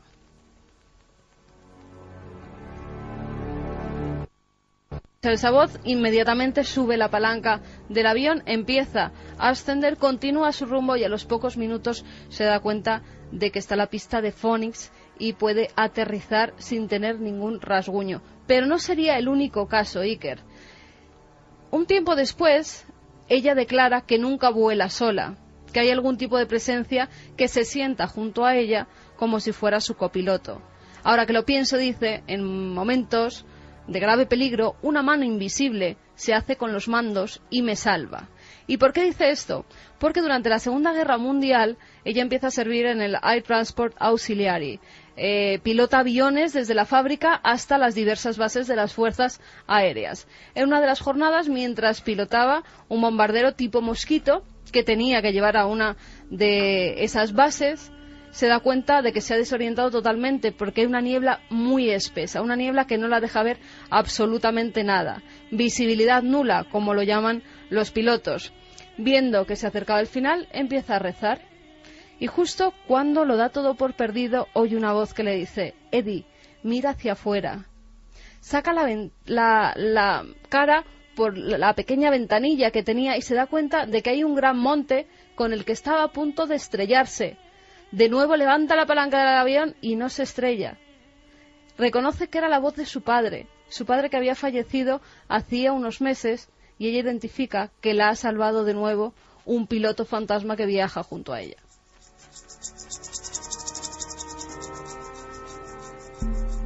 ¿Sigue habiendo casos? ¿Se están recopilando, como está ocurriendo esta noche en nuestras vías de contacto, nuevas historias de salvamentos al límite? Nos lo cuenta el autor de este libro, John Geiger. En el libro yo me centro en personas en situaciones extremas y ambientes inusuales. Es en eso en lo que he concentrado mi investigación y trabajo.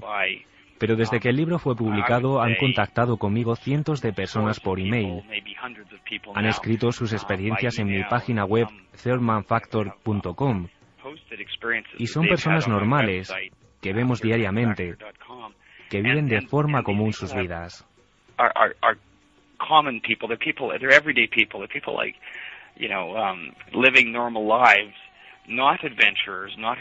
No son aventureros ni exploradores, y ellos también han vivido estas experiencias. Por ejemplo, una mujer que se vio atrapada en medio de un asalto bancario en Estados Unidos. Los policías y ladrones estaban disparándose unos a otros con pistolas de mano. Y ella permaneció en medio del suelo del banco y dijo tener esta experiencia. He podido contactar con 2 supervivientes de accidentes aéreos, uno en Alaska y otro en Canadá, y tuvieron esta experiencia. Todo el mundo puede experimentar, todo el mundo puede tener acceso. Es una fantástica idea pensar que nunca vamos a estar solos, de que de alguna manera tengamos esta habilidad de generar un amigo, un compañero, que incluso gente que permanece ingresada en el hospital por un cáncer haya tenido esta experiencia.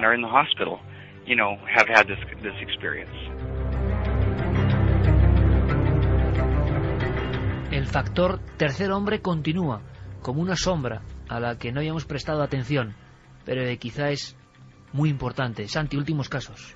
Pues sí, porque tanto John Geiger como por su propia cuenta, como lo que le está llegando de personas completamente anónimas, de gente como tú y como yo, pues está ampliando la casuística hasta niveles que él mismo efectivamente... entre los que él ha recopilado nuevos, por lo diferente a todo lo que hemos estado hablando hasta ahora, destaca uno que ha sucedido en el Tour de Francia de este mismo año. Te cuento.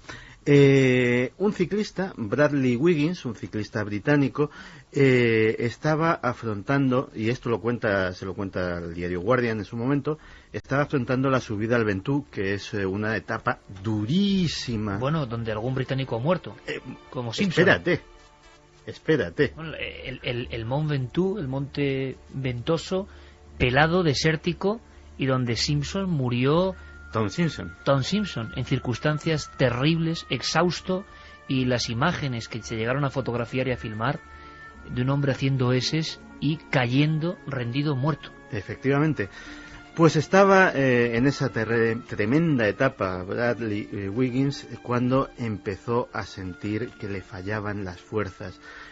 Tal vez había calculado mal la dosificación del esfuerzo, tal vez había subestimado el reto que esa cumbre es para un ciclista, pero el caso es que la temida pájara que le dan a los ciclistas en este deporte asomaba ya sus orejas en el horizonte y realmente no podía más. Un abandono era una perspectiva que cada vez estaba más cerca, mucho más cerca que la cumbre.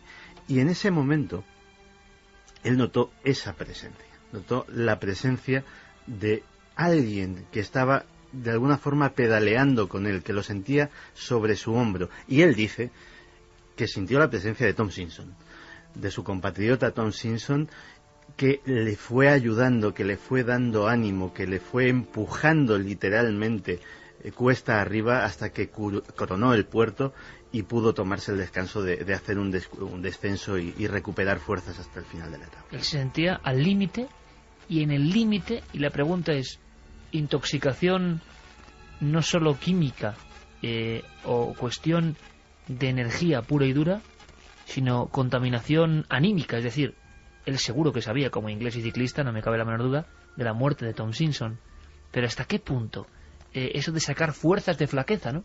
Esa frase tan española.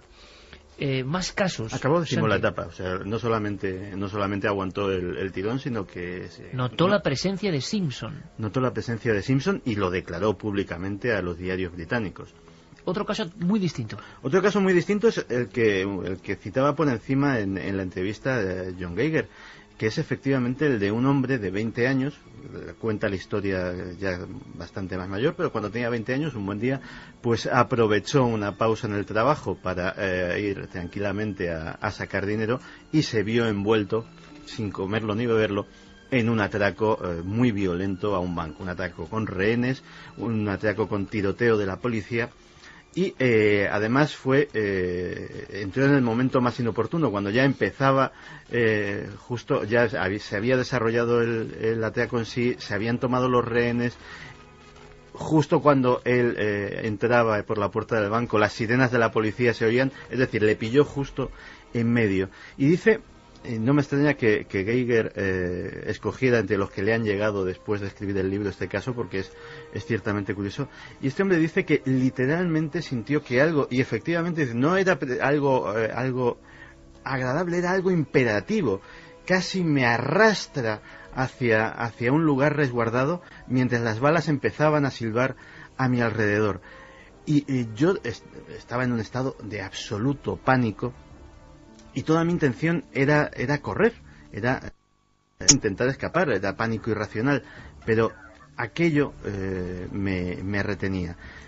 Hay un momento en el que la cosa parece calmarse y uno de los atracadores, con una escopeta de 2 cañones, repara en su presencia y se acerca hacia él y le encañona.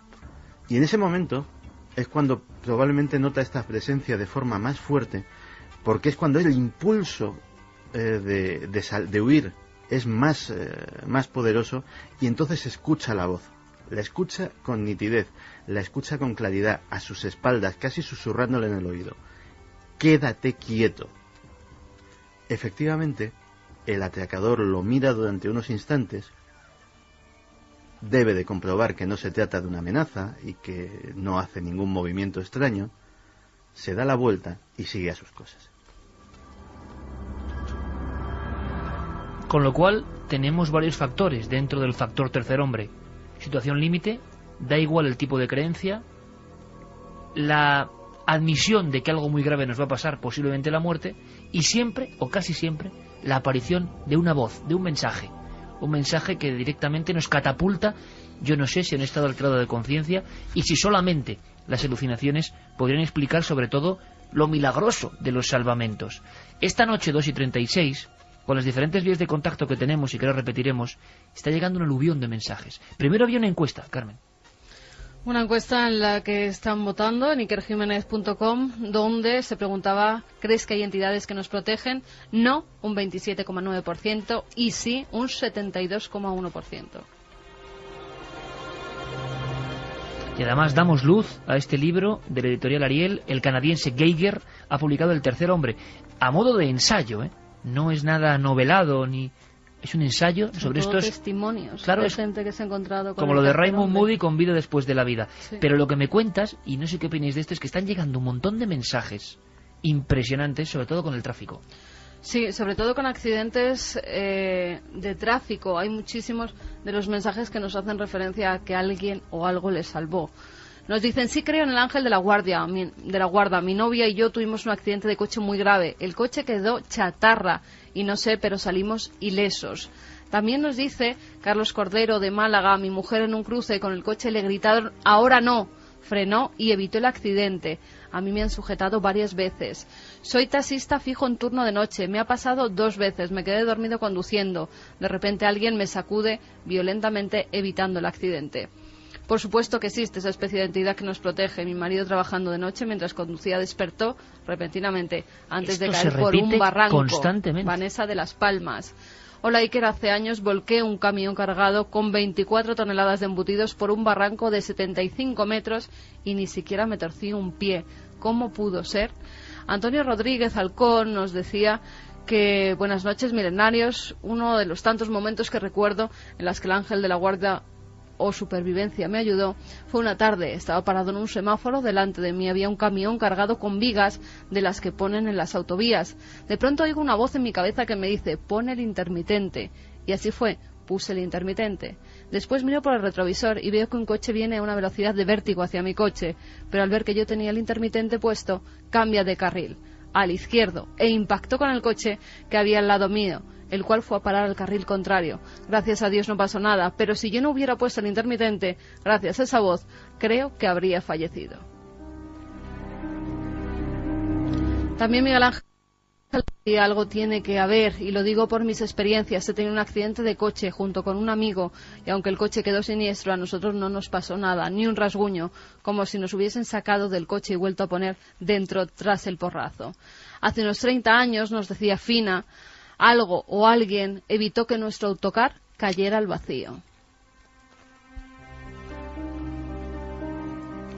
También hay personas, hay oyentes que lo relacionan con familiares ya difuntos. Por ejemplo, Alejandro Rodríguez nos decía: soy Alex de Madrid, mi ángel de la guarda es mi abuela. Os explico la historia. Ella murió en agosto, a los 2 meses me tuvieron que operar de apendicitis. Fue el mismo día en el que ella cumpliría los 69 años. Cuando me operaron me pusieron en la misma habitación y en el mismo número de cama en la que estuvo ella antes de morir. Por eso creo que ella estaba protegiéndome de todo lo malo. Un saludo. Pablo nos decía que cuando tenía 11 años, padeciendo de vértigo, se iba a desplomar por un terraplén. Me desvanecí y algo, versus alguien, me atrapó. Miré para atrás y no vi nada. Soy Deme y la verdad es que yo no creía hasta que vi que la casa de mi madre estaba a punto de quemarse, pero de pronto el viento cambió y algo la protegió. Incluso para poner colofón a toda esta información, a todo este dossier sobre el tercer hombre, sobre esas ayudas a última hora, tan evidentes, no es solo la suerte, sino parece que algo más. Tenemos una voz de película, de un hombre además, Santi, qué curioso. Habría que hablar un día en profundidad de Nicolas Cage y de su tremendo interés por los temas que nos interesan. 2 policías atrapados precisamente en las Torres Gemelas, y la gente, pensó en una película más. Terrible, porque eran 2 policías con esos 100 pisos más o menos encima, atrapados y sin salida. Fue un éxito mundial, que sonaba más o menos así. ¡Sargento! ¡Hay niños en la guardería del número 5! Sí, lo sé, los han sacado. A ver, escúchenme. Y casi Matis. Le está buscando a usted. Tenemos que evacuar la torre. ¿Quién sabe utilizar una máscara? Me refiero a la máscara y a la botella. Sargento, yo hace 4 años que no las he usado. ¿Qué estoy diciendo? Que den un paso al frente. Voluntarios. Yo iré, sargento. Y yo.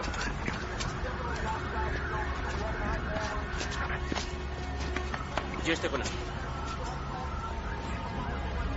Uno de esos momentos que cambian el mundo. Esos policías piden un paso al frente y, como tantas otras veces, ese valor heroico que surge en algunas personas en esos momentos clave les lleva hacia el infierno. Ese caso no era una película, ese caso era real. Era el caso de un agente portuario de Nueva York, se llamaba Will Jimeno.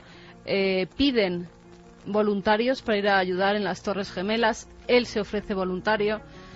Se encontraban en la Torre Norte, empiezan a ayudar a gente, sacan incluso a algunas personas, y cuando están 5 de sus hombres dentro, un equipo de 5 policías entra justo en esa Torre Norte cuando oyen que se empieza a desplomar algo. Es la Torre Sur. La Torre Sur se desploma y hace que ellos queden atrapados. Pero no solamente eso, se encontraban dentro de la torre norte, pero ya los escombros de la torre sur hace que queden atrapados. De esos 5 hombres, en un primer momento 2 de ellos pierden la vida. Tan solo quedan 3, entre ellos Jimeno, Pezulo, se llamaba el otro, y McLoughlin. Los 3 están atrapados bajo los escombros.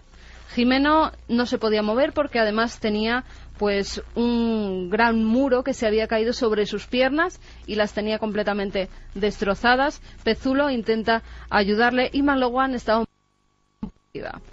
Están 20 minutos atrapados cuando notan que la segunda torre, que la torre norte, se desploma encima de ellos. Entonces son miles de toneladas, Iker, de escombros las que hay encima de estas 3 personas. Pezulo pierde la vida después de ese segundo desplome. Llevan más de 10 horas debajo de todos esos escombros sin que nadie logre rescatarlos porque no daban con ellos. Es más, creían que habían muerto, no los daban ya por vivos a ninguno. Cuando dice que se le aparece una figura. Él cree que se va a morir de sed. Dice que por las heridas está en un estado de inanición terrible y cree que se va a morir verdaderamente porque ya no le quedan fuerzas para seguir luchando. Cuando de repente ve una figura que le dice: saldremos de aquí. Él lo identifica con Jesucristo. Dice que es muy religioso y que en ese momento parece que se le ha aparecido Jesús.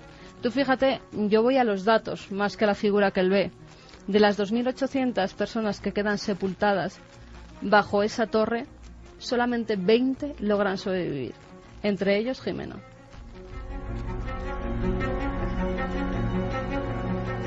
Una vez más, la ficción queda muy corta. ¿Alguna conclusión sobre este tema, compañeros? Que nos pone una dura garganta, porque claro, cuando uno ve las imágenes de las Torres Gemelas, quizá por el abuso y la repetición, porque es el momento que cambia la historia, no se da cuenta de la cantidad de historias.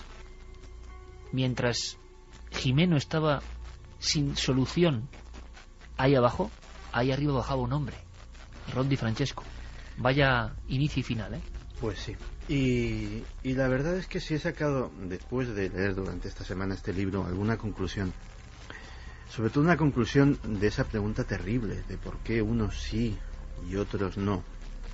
A lo mejor precisamente cuando se es consciente de que el fin está muy cerca, de que la amenaza es muy grande, precisamente en circunstancias terribles y prolongadas como casi todas las que hemos descrito, es posible que algunas personas tengan la sensibilidad o la suerte, o llámelo X, de contactar con algo, de romper un velo que nubla su vista y volver a ser otra vez esos niños de 3 años que son capaces de ver a los amigos invisibles.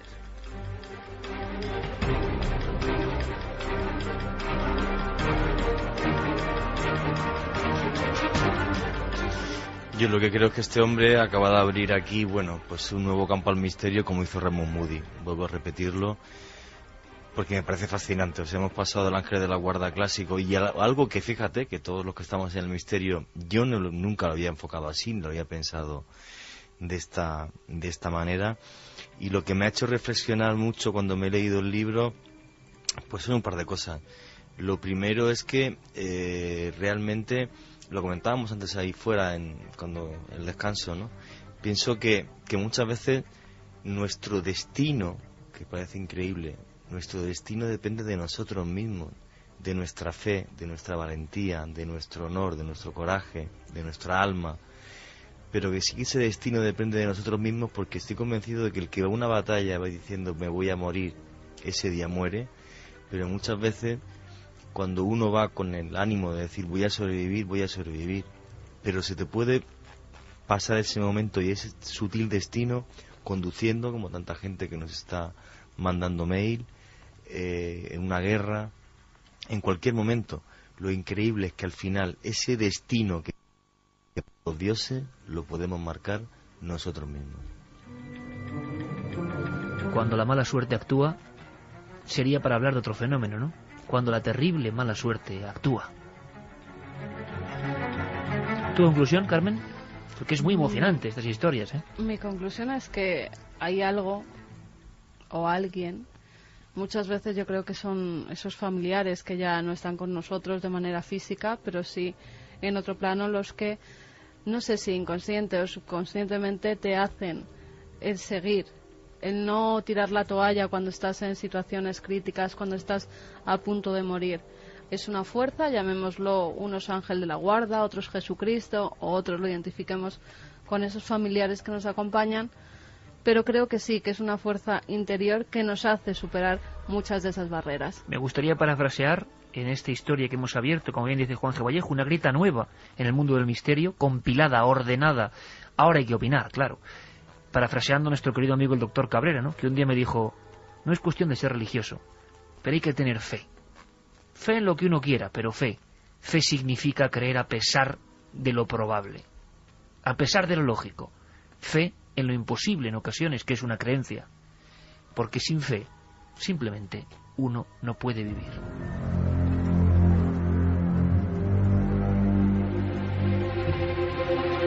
¿Cómo disfruto con mis amigos haciendo radio e invitando también, como no, a otros amigos? A Geiger, en voz de nuestro compañero Carlos Largo. Mandamos un abrazo a Fermín Agustín. Llevamos unas semanas. Si Juanje fue la semana pasada, esta es Fermín. Y yo ando de ahí. O sea, la gripe o lo que sea. Los virus. Iba a decir, ¿tiene algo que ver lo que contamos ahora? No lo sé, pero es tremendo. No hagamos bromas con ello. Yo digo el tema de cómo se manejan las noticias, ¿no? Pero en fin, con Geiger, con Sebas Álvaro, con tanta gente que nos ayuda, con Javier Sierra, es un placer dirigirnos a vosotros. Podemos hacerlo además en varias vías. Ya os lo adelanto. No es un programa nada apto, ¿eh? Nada apto para mentes sensibles, porque hay imágenes que hieren la sensibilidad, y yo lo digo desde ya, no para que más gente lo vea, sino porque es verdad, porque sé que hay mucha gente joven y es difícil de soportar. Lo que ha pasado esta semana, y de lo que vamos a debatir antes de que nuestro compañero Carlos nos cuente la increíble historia de otro Titanic desconocido, y con españoles por en medio. Titanic, bueno, vais a entenderlo, después lo contamos. Pero fijaos, esta semana yo he vivido una experiencia, y enseguida vamos a debatirlo, y quiero que debatáis con nosotros. Impresionante. ¿Os acordáis de que hace 2 semanas, o 3, hablábamos de la detención? En titulares, sería el 20 de noviembre pasado, la policía peruana detiene a varios individuos acusados de ser una banda de auténticos vampiros. Me refiero a vampiros, se le llamó así los vampiros del río Yaga, porque no secuestraban, directamente decapitaban a gente con una especie de guillotina portátil, les rompían los brazos, se los cortaban, les cortaban las piernas, los colgaban boca abajo en unas casetas y les sacaban la grasa. Esa grasa ha sido detectada por la policía de Lima, esa grasa se vendía a Europa y la noticia da la vuelta al mundo. Tampoco la noticia tiene un impacto, sí, el impacto de unas cabezas decapitadas, unos huesos muy viejos, una serie de historias. Y os contamos lo que sabemos, y os lo contamos, si os acordáis, con una entrevista en exclusiva, porque ningún otro medio ha hablado con los policías, y aquí empieza el misterio, con el coronel Mejía, encargado de la investigación. Y nos hablan de grasa, brujería, cánticos, y lo que llamarían en Perú los pistacos, es decir, las figuras míticas de los cazadores de cuerpos humanos que extraen la grasa. ¿Para qué? Bien, esta es la noticia. Y yo, y tengo que decirlo, porque es la realidad, en nuestra web le mando a Guillermo León una columna que está ahí, e incluso que si me la pones, Carmen, se llama Horror en los Andes, y digo por qué. Porque leo algunas frases y digo que estoy convencido, está escrito en la noche del 21 de noviembre, de que llegará el silencio, la confusión e incluso las maniobras para que no creamos esto. Lo que ocurre es que no pensaba yo que iba a llegar a tanto. Yo hago ese escrito convencido de que el tema es tan horrible, el asunto de los vampiros del río Yaga es tan horrible, la posibilidad de que haya bandas desde hace muchos años dedicadas a matar gente y a vender su grasa es tan horrible que no va a ser creída. La policía muestra las botellas de grasa. Hay algo más que no os hemos contado. Hay algo más. Los propios investigadores de la policía nos mandan una serie de informes. Uno de ellos es el análisis de la grasa humana. No cabe duda, hay 2. El primer análisis es de un primer bote, que como la grasa humana estaba vieja, no sabían si era humana o animal. La policía continúa investigando y el segundo informe ya no cabe duda, es grasa humana. Pues bien, el martes pasado de esta semana, de repente los titulares de Medio Mundo publican: todo era una patraña, era un invento de la policía. Es decir, la policía con incluso destituciones, según dice la prensa, de las personas que nos han dado esas declaraciones, se habían inventado una historia para ocultar hechos de narcotráfico o incluso asesinatos encubiertos. ¿Cómo va a haber vampiros a estas alturas? ¿Cómo va a creer alguien en el sacamantecas? Y lo siento, pero lo reportan todos los periódicos importantes del mundo. Todos. No cito españoles porque, en fin, pero BBC, Reuters, las principales agencias de noticias. Y uno lee que todo era una broma. Imaginaos mi cara. Hemos hablado y entrevistado al coronel. ¿Nos habían engañado? ¿Era mentira lo de la grasa? ¿Y entonces por qué teníamos ese análisis en las manos? Y me pregunto, ¿ningún periodista del mundo ha hablado con los policías? ¿Se ha interesado por el análisis de esa grasa? Porque hay algo. ¿También en la trampa la propia grasa en botellas cuya imagen dio la vuelta al mundo? ¿Tengo que partir una lanza? Sí, por una compañera. Belén Jiménez, del Mundo, que es la única que también va a las fuentes. ¿Qué ocurre, compañeros? Pues ocurre lo siguiente. En esa semana, un montón de periodistas habían dicho que en Sacamantecas solo pueden creer pues poco menos que los idiotas o los incultos, que eso es imposible. Y yo decía, pero si está el cuerpo, si hay cuerpos, si hay cabezas decapitadas, si hay grasa, ¿cómo la policía se va a inventar esto? Es muy horrible, pero ¿por qué invención? Lo que yo no sabía es que en esa semana el turismo en la región de Perú había bajado un 81%. Y que, de alguna forma, había que poner una cortina de humo. Todos los periódicos del mundo han repetido que los pistacos, la banda de sacagrasas, era mentira. Todos. Y nosotros teníamos los análisis en la mano. Y habíamos hablado. Y mañana contamos todo en Cuarto Milenio. Y yo decía, ¿y hay 4 implicados detenidos? El jefe de la banda ha huido, que aseguran que eso es así. ¿Qué clase de broma es esta? Nadie habla con los delincuentes, nadie habla con la policía, nadie llama a la policía científica, nadie tiene los informes. Y sin embargo, hay 300 reportajes o artículos diciendo, tranquilos, nunca ha habido vampiros ni sacagrasas. Nadie se cuestiona nada.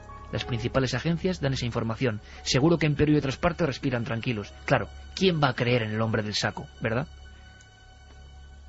Anteayer mismo teníamos la certificación de la Fiscalía que demuestra que la grasa existe, es humana, se hace para satanismo y brujería, los implicados ya han declarado, es incluso para hacer velas encargadas por sectas satánicas. Hay 2 italianos implicados, como se dijo en un principio.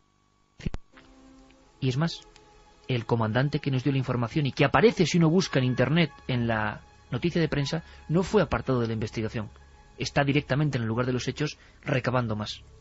Último dato. La prensa dijo que era solamente un ajuste de cuentas entre narcotraficantes y una historia contada como para niños y para desviar la atención. Solo había un cadáver. Mentira. Ya sabemos que debajo de ese primer cadáver hay fosas con un montón de huesos viejos, nadie sabe qué número.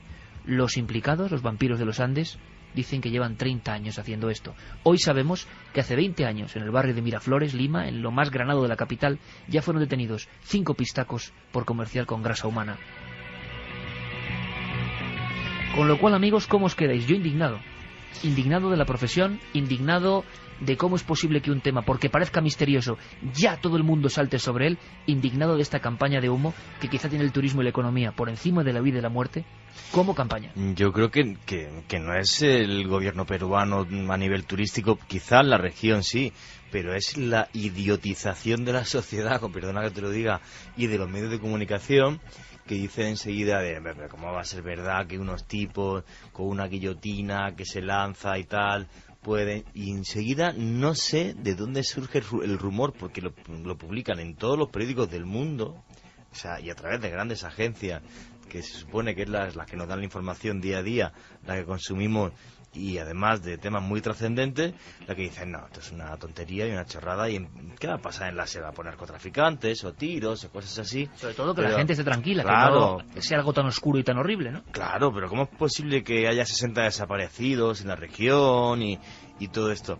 Y lo increíble es que nadie, o sea, el periodismo está tan mal que nadie hace ni una sola llamada telefónica a Perú y empieza a llamar y a comprobar, sino que si la agencia APZ o tal dice una cosa, manda un teletipo, todo el mundo dice que es cierto, y si dicen que mañana el mundo se acaba, yo creo que los tipos copian ya, es una degeneración lo hemos del periodismo vivido bastante otras seria. veces, lo hemos vivido con... Pero en este hay muchos muertos, ¿eh? Que sí, pero también había muchos muertos en el 11S y empezaron a circular extrañas profecías de Nostradamus que no eran tal, y nadie se paró a comprobarlas en un libro, que era lo más fácil, coger un libro de las profecías de Nostradamus y comprobarlo. En este caso incluso se ha llegado a decir que eran los propios policías los que habían intervenido en esa detención de los pistacos los que estaban ocultando unos asesinatos realizados por ellos.